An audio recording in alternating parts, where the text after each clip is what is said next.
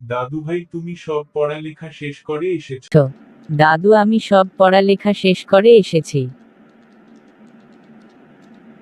বাহ, খুব ভালো।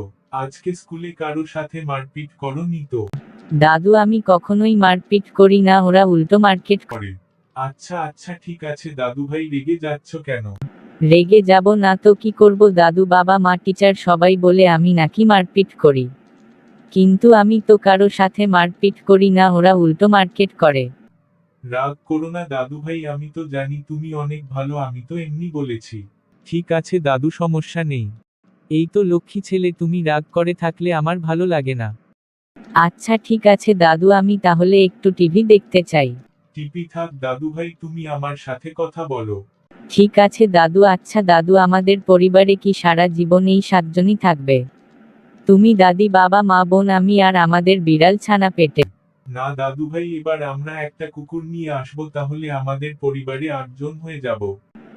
দাদু কুকুর বিড়াল ছানাকে মেরে ফেলবে, তাহলে তো আমরা আবার আর 7 জন হয়ে যাব। দাদু ভাই, পরে তুমি একটা বিয়ে করে নিয়ে আসবে, তখন আমার আবার 8 জন হয়ে যাব।